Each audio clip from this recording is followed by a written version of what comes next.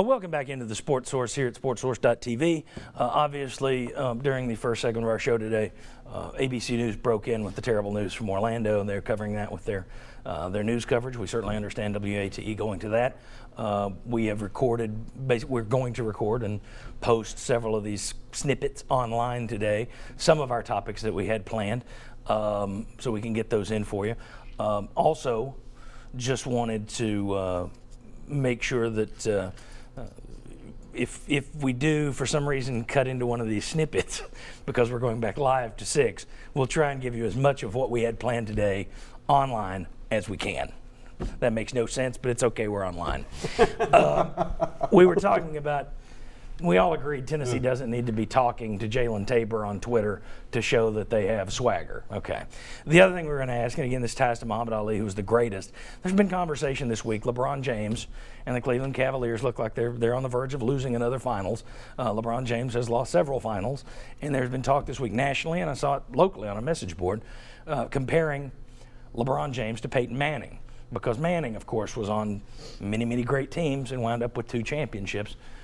And lost many times in the playoffs or in the Super Bowl, lost twice.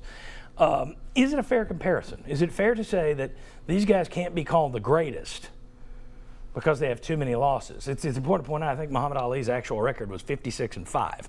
So he lost 5 times. It's still a great record. Most of those came when he was 35 plus. But still, is it fair to say LeBron James, Peyton Manning can't qualify as the greatest player to ever play the game because they've had playoff losses? Is it fair to even compare the two of them? I tell you what, I think it's fair to compare them, but I don't think it's fair to ding them as they can't be the greatest. Now, I don't know whether Peyton Manning or LeBron James, either one, is the greatest, but I will say that I think the comparison between the two, here's the problem.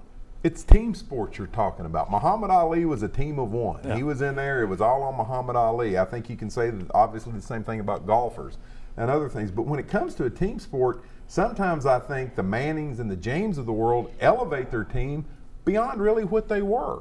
And a better team will beat them, whereas they took their guys as far as they possibly could. I think it's especially true in basketball, where it's one guy in 5 as opposed to 1 out of 22.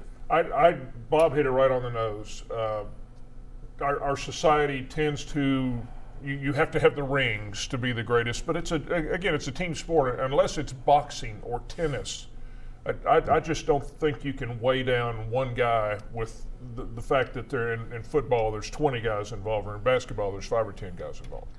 And we also have this odd habit, I think, with championship rounds where the loss there is held against you. Yes. Like you would have been better off not reaching that point. So I think that's just spectacularly lazy. If you don't call either one of them the greatest, either at their position or of all time, I don't think it's because of their record in the championship rounds. I think it's just because you find somebody that's better than those two. The thing you're getting at strikes close to me, because there's so many people that say, well, Montana is better than Brady because Montana never lost a Super Bowl. Sure, he lost 2 NFC Championship games more than Brady ever did. 4-2 is better than 4-0. Not to most of the people out there. Chuck, your thoughts? Well, I mean, what is the obsession with trying to find the greatest of all time, like every 5 years or so? I've always wondered about that. I mean, personally, I don't think you're going to be better than Michael Jordan anyway. I mean, you're going to have to do pretty good to get to that point. But it is LeBron James. His 6th straight finals, and they've won. His teams have won 2.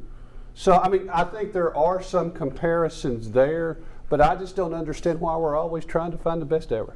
Yeah, I mean, when it comes to the quarterbacks, for example, in my head there are about 5 or 6 guys that you lump in there, and then it's just personal preference. Yes. Once you get to a certain level, it's just, well, I liked this guy, or this guy was on my team, and that kind of stuff.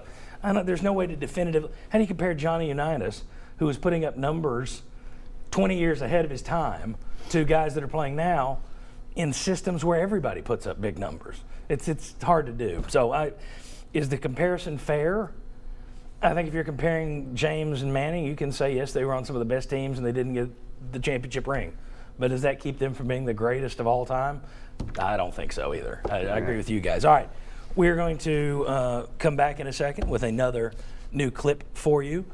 Let's go to black right here as we talk about UT's study on the economic impact of UT athletics. We're going to discuss that shortly. Come on back.